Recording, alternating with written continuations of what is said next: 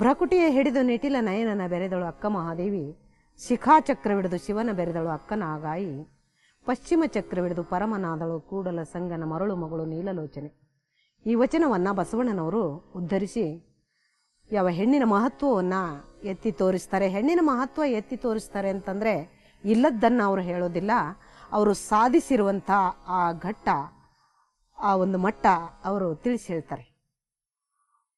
ಅಕ್ಕ ಮಹಾದೇವಿಯು ಕೂಡ ಆತ್ಮಜ್ಞಾನಿಯಾಗಿದ್ದಳು, ನೀಲಾಂಬಿಕೆಯು ಕೂಡ ಆತ್ಮಜ್ಞಾನಿಯಾಗಿದ್ದಳು, ಯಾವ ಅಕ್ಕ ನಾಗಮ್ಮನವರು ಕೂಡ ಆತ್ಮಜ್ಞಾನಿಯಾಗಿದ್ದರು ಅನ್ನೋದನ್ನು ಈ ಒಂದು ರೀತಿಯಲ್ಲಿ ಚಕ್ರಗಳನ್ನು ಭೇದಿಸಿ ಹಾಗೆ ಆತ್ಮಜ್ಞಾನಿಯಾದರು ಅನ್ನೋದನ್ನು ಬಸವಣ್ಣನವರು ಹೇಳ್ತಾರೆ. ಬಸವಣ್ಣನವರು ಇಂಥ ಒಂದು ಹೆಣ್ಣಿನ ಬಗ್ಗೆ ಗೌರವವನ್ನು ಹೊಂದಿದ್ರಿಂದಲೇ, ಅವರಿಗೆ ತಮ್ಮ ಧರ್ಮದಲ್ಲಿ ಆಸ್ಪದ ಕೊಟ್ಟಿದ್ದರಿಂದಲೇ ಅವರು ಅಷ್ಟೊಂದು ಉನ್ನತಕ್ಕೆ ಬೆಳೆಯಲಿಕ್ಕೆ ಸಾಧ್ಯವಾಯಿತು. ಹೆಣ್ಣು ಜೀವನದ ಅವಿಭಾಜ್ಯ ಅಂಗ.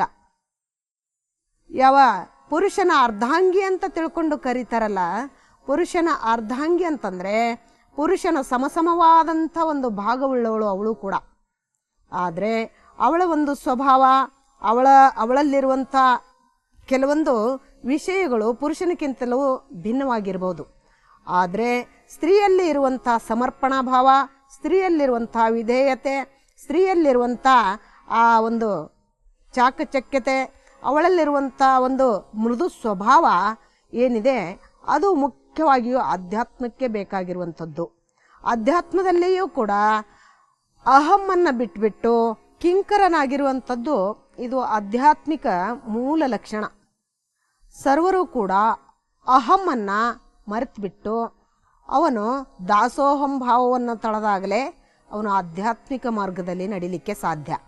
ಕಾರಣ ಏನಂತಂದರೆ, ಯಾವ ಪರಮಾತ್ಮನು ನಿರಾಕಾರ, ನಿರ್ಗುಣ, ಪರಬ್ರಹ್ಮ ಎಂದು ಏನೆಲ್ಲ ವರ್ಣನೆ ಕೊಡ್ತಾರೆ.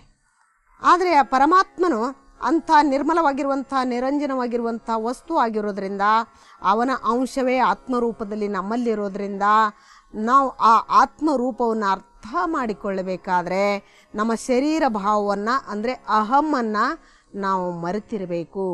ನಾವು ಅಹಮ್ಮನ್ನು ಮರೆತುಬಿಟ್ಟು ನಿಸ್ವಾರ್ಥಿಗಳು, ನಿಗರ್ವಿಗಳು ನಾವು ಆಗಿರಬೇಕಾಗ್ತದೆ. ಅದಕ್ಕೆ ಸಮರ್ಪಣಾ ಭಾವ, ಇದು ಸಮರ್ಪಣಾ ಭಾವ ಅಂದರೆ ಶರಣಾಗತಿ ಭಾವ.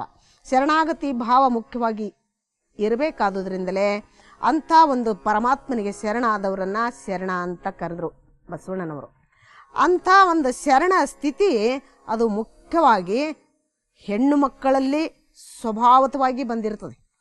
ಯಾವ ಗಂಡು ಮಕ್ಕಳಲ್ಲಿ ಕೂಡ ಅದನ್ನು ಬರಬೇಕು ಅನ್ನುವಂಥದ್ದು ಈ ಒಂದು ಆಧ್ಯಾತ್ಮಿಕ ದೃಷ್ಟಿಕೋನ.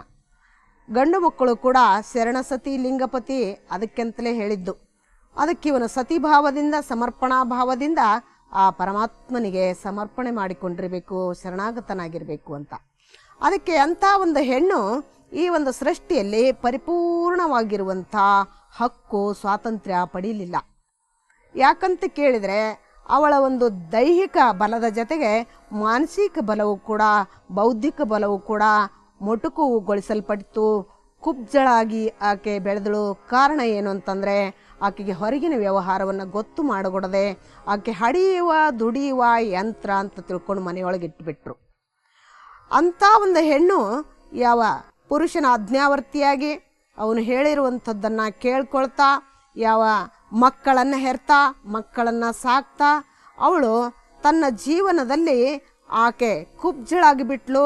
ಹೊರಗಿನ ವ್ಯವಹಾರ ಜ್ಞಾನದ ಕಡೆಗೆ ಆಕೆಗೆ ಟೈಮ್ ಕೊಡೋಕ್ಕೆ, ಆಕೆಗೆ ಒಂದು ಲಕ್ಷ್ಯ ಕೊಡೋಕ್ಕೆ ಟೈಮ್ನೂ ಉಳಿಲಿಲ್ಲ. ಮತ್ತು ಅಂಥ ಒಂದು ವ್ಯವಹಾರದ ಕಡೆಗೆ ಆಕೆ ಲಕ್ಷ್ಯ ಹಾಕಬೇಕು ಅನ್ನುವಂಥ ಒಂದು ಉದ್ದೇಶ ಪುರುಷನಿಗೂ ಇರಲಿಲ್ಲ. ಅದಕ್ಕೆ ಆಕೆ ತನ್ನ ಅಜ್ಞಾವರ್ತಿಯಾಗಿ ಯಾವ ಜ್ಞಾನವನ್ನು ಪಡ್ಕೊಳ್ಳದೆ ತನ್ನ ಒಂದು ಅಧೀನದಲ್ಲಿ ಇದ್ದಿರಬೇಕು ಅನ್ನುವಂಥದ್ದು ಪುರುಷನ ಅಭಿಷ್ಟೆಯಾಗಿತ್ತು, ಆ ಪುರುಷನ ಒಂದು ಅನಿಸಿಕೆಯಾಗಿತ್ತು.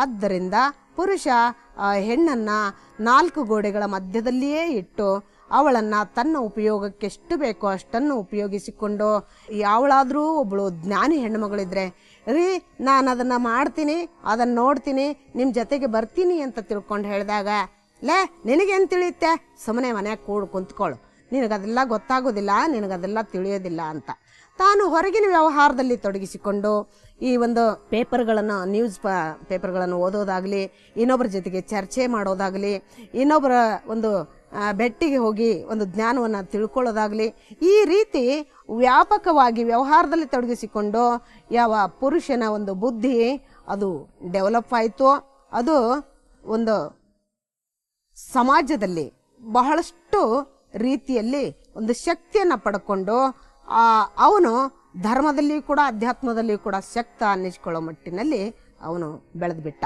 ಈ ಒಂದು ಹೆಣ್ಣು ಗಂಡಿನಲ್ಲಿ ಬುದ್ಧಿಯಲ್ಲಿ ವ್ಯತ್ಯಾಸ ಇಲ್ಲ, ಇಬ್ಬರ ಮೆದುಳು ಕೂಡ ಸಮಾನಾಂತರದಲ್ಲಿ ಪರಮಾತ್ಮನ ಸೃಷ್ಟಿಸಿದ್ದಾನೆ ಅಂತ ವಿಜ್ಞಾನ ಹೇಳ್ತದೆ. ಅಂತ ಒಬ್ಬ ಹೆಣ್ಣು ಅವಳ ಒಂದು ಸ್ವಭಾವದಲ್ಲಿ ವ್ಯತ್ಯಾಸ ದೇವರು ಮಾಡಿದ್ದು ಇದು ಖಂಡಿತ. ಹೆಂಗಂತಂದರೆ ಹೆಣ್ಣು ವಿಧೇಯತೆಯನ್ನು ತೋರ್ತಾಳೆ, ಅವಳು ಶರಣಾಗತಿ ಭಾವವನ್ನು ತೋರ್ತಾಳೆ, ಅವಳು ಮೃದು ಸ್ವಭಾವದವಳಾಗಿರ್ತಾಳೆ, ಪ್ರೀತಿ ಉಳ್ಳವಳಾಗಿರ್ತಾಳೆ. ಅಂತ ಒಬ್ಬ ಹೆಣ್ಣು ಯಾವುದೇ ಒಂದು ಸಮಸ್ಯೆನ ಹಿಂಸೆಯನ್ನು ಕ್ರಿಯೇಟ್ ಮಾಡೋದಿಲ್ಲ. ಎಲ್ಲ ಯುದ್ಧಗಳಾಗಿರೋದು ಯಾವ ಪುರುಷನಿಂದಲೇ ಹೊರತಾಗಿ ಸ್ತ್ರೀಯಿಂದಲ್ಲ. ಆ ಯುದ್ಧಗಳು ಪುರುಷನಿಂದ ಸೃಷ್ಟಿಯಾಗಿಬಿಟ್ಟು ಅದರಲ್ಲಿ ಎಲ್ಲ ಪುರುಷ ವರ್ಗ ಅಳೆದುಬಿಟ್ಟು ಮತ್ತು ಕಷ್ಟ ಸ್ತ್ರೀಯಳಿಗೆನೆ. ಹೆಣ್ಣು ಅಬಲೆ ಅಂತ ಹೇಳ್ತಾರೆ, ಆದರೆ ಈಗ ಗಂಡ ಹೆಂಡತಿಯಲ್ಲಿ ಗಂಡ ತೀರ್ಕೊಂಡು ಹೆಣ್ಮಗಳು ಒಬ್ಬಳೇ ಉಳಿದಳು, ಅವಳಿಗೆ ಒಂದು 2-3 ಮಕ್ಕಳು ಕೂಡ ಆಕೆ ಜೊತೆಗಿದ್ರು ಅಂತಂದರೆ ಆಕೆ ಇನ್ನೊಂದು ಲಗ್ನವಾಗದೆ ಮಕ್ಕಳಿಗಾಗಿ ತನ್ನ ಜೀವನವನ್ನು ಸವಿಸ್ತಾಳೆ. ಆ ಮಕ್ಕಳನ್ನು ತನ್ನ ಜೊತೆಗಿಟ್ಟುಕೊಂಡು ದುಡಿದು ಆ ಮಕ್ಕಳನ್ನು ಸಾಕಿ ಸಲಹಿ ವಿದ್ಯಾವಂತರನ್ನಾಗಿ ಮಾಡಿ ಅವರಿಗೆ ದೊಡ್ಡವರನ್ನಾಗಿ ಮಾಡ್ತಾಳೆ. ಆಕೆ ಇನ್ನೊಂದು ಮರುಮದುವೆ ಮಾಡಿಕೊಳ್ಳಲಿಕ್ಕೆ ಅಪೇಕ್ಷೆ ಮಾಡೋದಿಲ್ಲ. ಕರುಣಾಮೂರ್ತಿಯೂ ಹೌದು. ಆಕೆ ಆ ಮಕ್ಕಳನ್ನು ಸಲಹಿ ಕೊನೆ ತನಕ ಒಯ್ತಾಳೆ ಅಂತಂದಾಗ ಅವಳು ಬಲವಂತಳು ಹೌದು. ಆದರೆ ಪುರುಷ ಮಾತ್ರ ಅವನ ಹೆಂಡತಿ ತೀರಿದ 3 ದಿವಸದಲ್ಲಿ ಅವನು ಮರು ಮದುವೆಯ ವಿಚಾರವನ್ನು ಮಾಡ್ತಾನೆ. ಮಕ್ಕಳಿದ್ರೂ ಕೂಡ ಆ ಮಕ್ಕಳನ್ನೆವ ಹೇಳ್ತಾನೆ, ಈ ಮಕ್ಕಳನ್ನು ನೋಡೋರು ಯಾರು, ಅದಕ್ಕೆ ನಾನು ಇನ್ನೊಂದು ಮದುವೆ ಮಾಡ್ಕೊಳ್ಬೇಕಾಗತ್ತೆ ಅಂತ. ಮದುವೆ ಮಾಡಿಕೊಂಡ ಬಳಿಕ ಆ ಒಂದು ಸ್ಥಿತಿಗತಿ ಹೇಗಾಗುತ್ತೋ ಅದು ದೇವರೇ ಬಲ್ಲ. ಹಾಗೆ ಮರು ಮದುವೆಯನ್ನು ಮಾಡಿಕೊಂಡು ತನ್ನ ಮನದ ದುರ್ಬಲತೆಯನ್ನು ಸೃಷ್ಟಿ ಮಾಡ್ತಾನೆ ಪುರುಷ. ಆದರೆ ಸ್ತ್ರೀ ಮಾತ್ರ ಅದನ್ನು ಮರು ಮದುವೆ ಮಾಡಿಕೊಳ್ಳದೇ ಅದನ್ನು ನಿಭಾಯಿಸ್ತಾಳೆ. ಎಷ್ಟೋ ಸ್ತ್ರೀಯರು ಇವತ್ತು ನಾವು ಮದುವೆ ಮಾಡಿಕೊಳ್ಳದೆ ಇರುವಂಥ ಒಂದು ಶರಣೀಯರು ಭಾಳ ಒಂದು ಶ್ರೇಷ್ಠರು ಅಂತ ನಾವು ಮಹತ್ವವನ್ನು ಕೊಡ್ತೀವಿ. ಶರಣರು ಹೆಣ್ಣು ಕೂಡ ಕಡಿಮೆಯಲ್ಲ, ಅವಳು ಹೆಣ್ಣಲ್ಲ, ಹೆಣ್ಣು ರಕ್ಕಸಿಯಲ್ಲ, ಹೆಣ್ಣು ಸಾಕ್ಷಾತ್ ಕಪಿಲ ಸಿದ್ಧ ಮಲ್ಲಿಕಾರ್ಜುನ ಅಂತ ಸಿದ್ದರಾಮೇಶ್ವರರು ಹೇಳುವಂತೆ ಹೆಣ್ಣಿನಲ್ಲಿರುವಂಥ ಜ್ಞಾನ ಶಕ್ತಿಯನ್ನು ಅರ್ಥೈಸಿಕೊಂಡು ಅವಳಿಗೂ ಕೂಡ ಸಂಸ್ಕಾರ ಕೊಟ್ಟರೆ, ಅವಳಿಗೂ ಕೂಡ ಆಸ್ಪದ ಕೊಟ್ಟರೆ, ಅವಳಿಗೂ ಕೂಡ ಅಧಿಕಾರ ಕೊಟ್ಟರೆ ಅವಳು ಕೂಡ ಮೇಲೇರಬಲ್ಲಳು, ಅಂಥ ಒಂದು ಶಕ್ತಿಯನ್ನು ಪಡ್ಕೊಳ್ಳಬಲ್ಲಳು ಅನ್ನುವಂಥ ಒಂದು ನಿಟ್ಟಿನಲ್ಲಿ ವಿಚಾರಿಸಿ ಬಸವಣ್ಣನವರು ಆ ಕರ್ತೃತ್ವ ಶಕ್ತಿಯುಳ್ಳಂಥ ಬಸವಣ್ಣನವರು ಹೆಣ್ಣು ಮಕ್ಕಳಿಗೂ ಕೂಡ ಸಮಾನಾಂತರದಲ್ಲಿ ಅವರನ್ನು ತಮ್ಮ ಜೊತೆಗೆ ಕೂಡುವಂಥ ಒಂದು ಆಸ್ಪದವನ್ನು ಒದಗಿಸಿಕೊಡ್ತಾರೆ.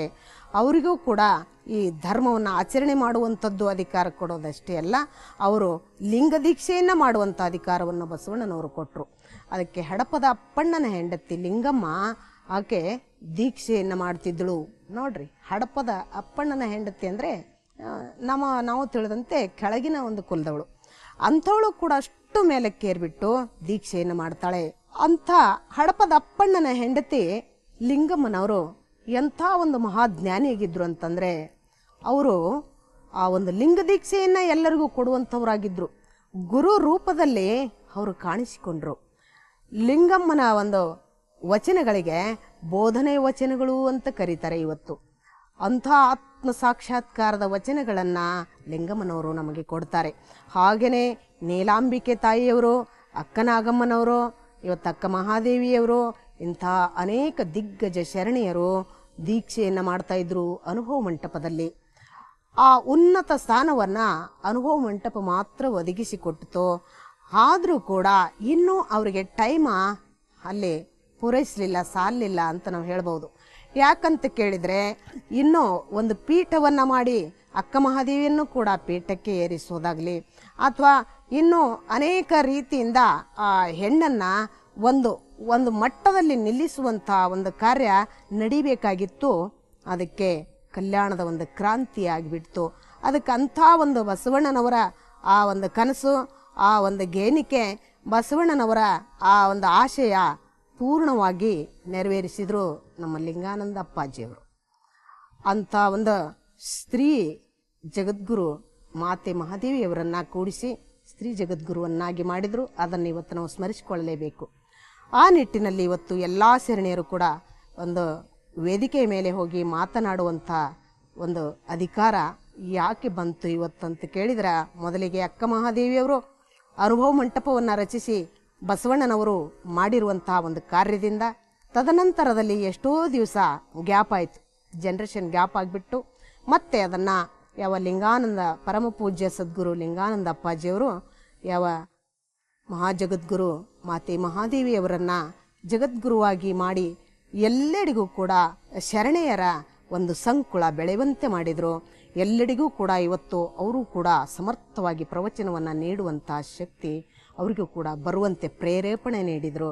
ಅದಕ್ಕೆ ಇವತ್ತು ಅಂಥ ಶರಣೆಯರನ್ನು ನಾವು ಇವತ್ತು ಎಲ್ಲೆಡೆಗೆ ನೋಡಬಹುದು.